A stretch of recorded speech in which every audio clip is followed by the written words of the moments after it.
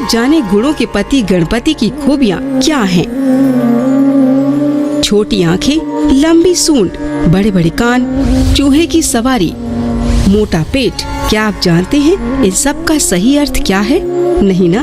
लीजिए, बापूजी समझा रहे हैं देवों के देव गणपति की खूबियाँ क्या हैं और गणपति बप्पा मोरया का सही अर्थ क्या है। गणेश शब्द जो इंद्रिय गणों का, मन बुद्धि गणों का स्वामी है, उस अंतर्यामी विभु का ही वाचक है। गणानाम पति इति गणपति ही। लेकिन उस परब्रह्म निराकार को समझाने के लिए ऋषियों ने और भगवान ने क्या लीला की। शिव जी कथा आती है, कहीं पधारे थे। पार्वती जी ने अपने योग बल से बालक को चौकीदारी करने रखा। शिव जी जब प्रवेश हो रहे थे तो खड़े हो गए, नहीं जा सकते। शिव जी ने तो शूल से उसका धड़ से सिर अलग कर दिया। पार्वती जी ने सारी घटना बताई। अच्छा, तुम्हारा मानसिक पुत्र है, चलो तुम्हारा मानसिक पुत्र है तो हम भी इसमें अपना मानसिक बल की लीला दिखा देते। जाओ, जो भी प्राणी मिले उसका सिर ले आओ। हाथी का सिर लगा दिया। कितनी सर्जरी की ऊंची कल्पना है। मेरा नाक सर्जरी से बदल दिया, मेरा फलाना बदल दिया, अरे सिर बदल दिया तुम्हारे भोले बाबा।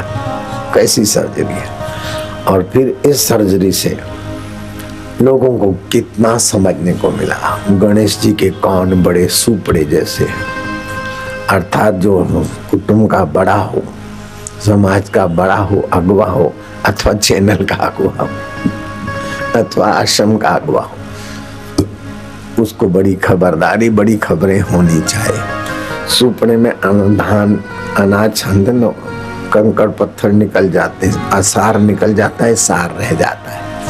ऐसे सुनो, लेकिन सार अपना जो सुनो वो सब सच्चा ना मानो, सब झूठा ना मानो, सार लो। ये गणेश जी के बाह्य विग्रह से प्रेरणा मिलती है। गणेश जी की सूंड लंबी है, अर्थात दूर की वस्तु की बू ले लेता है। ऐसे ही गणों का कुटुंब का जो अगवा है, उसको वहाँ कौन कहाँ क्या हो रहा है, होने वाला है, उसकी गंध आनी चाहिए। और हाथी के शरीर की अपेक्षा उसकी आंखें बहुत छोटी है, लेकिन सुई को भी उठा लेता है हाथी।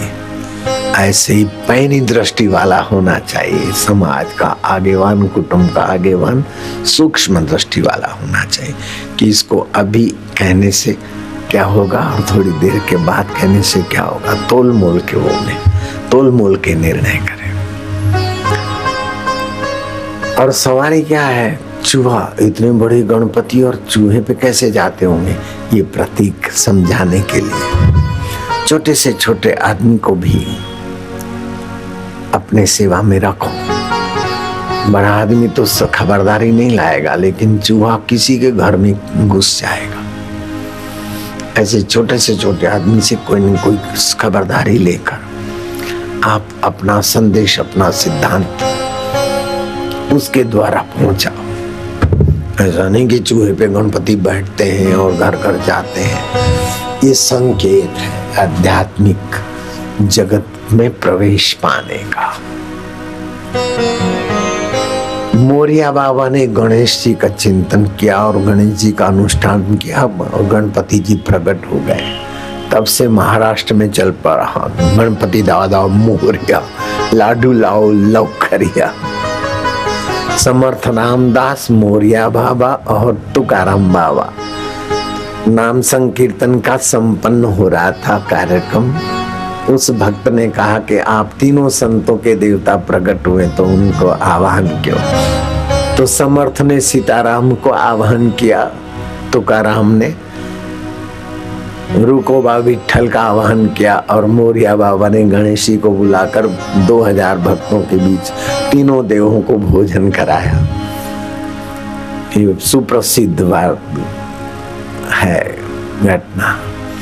भगवान वेद व्यासी ने देखा कि लोगों को इतनी इतनी छूट छाट देता हूँ, धर्म ग्रंथ पे चले, लेकिन फिर भी दुखी हो रहे, परेशान हो रहे। नारद जी ने कहा कि आप श्रीमद् भागवत की रचना करो, समाधि में लगाओ, समाधि लगाओ। और भगवान ने निराकार, भगवान साकार होकर क्या क्या लीला की श्री कृष्ण ने, उसकी लीला लोग सुनेंगे तो उनका मन आकर्षित होगा। तो वेद व्यास ने देखा मैं तो समाधि लगाऊंगा, फिर लिखूंगा, फिर समाधि लगाऊंगा, फिर लिखूंगा, कब ग्रंथ पूरा होगा।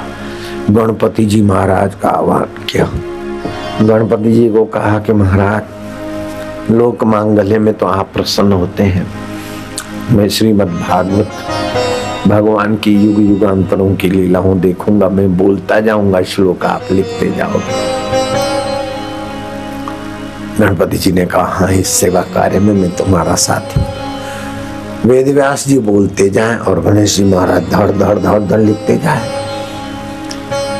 संध्या हुई तो गणेश जी ने कहा कि आप बोलते, मैं तो लिख देता हूँ, फिर मुझे बात देखनी पड़ती है, तो मेरा समय खराब मैं नहीं करूंगा। तो व्यास जी बड़े चतुर थे, बोले नहीं महाराज, आपके समय का पूरा सदुपयोग, मैं बोलूं आप लिख लो, फिर मेरी कहीं त्रुटि तो उसको आप चेक करके सुधार करके आप श्लोक को आखिरी रूप दे दिया करो। ऐसा करते करते 18,000 श्लोक लिख दिए तुम्हारे मोरिया बाबा इष्ट देव गणपति जी ने। गणेश की मूर्ति तो बनी, नाचते गाते विसर्जित की, निराकार प्रभु को साकार रूप में मानकर फिर साकार आकृति विसर्जित हुई, लेकिन उनका नाचना कूदना झूमना तुम्हारे दिल में कुछ दे गया।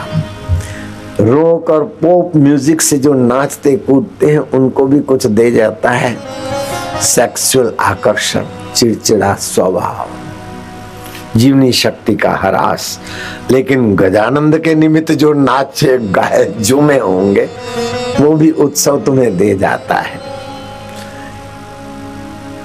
कि सुनो सब छान छान के रखो, दूर की सुगंध तुम्हारे पास होनी चाहिए।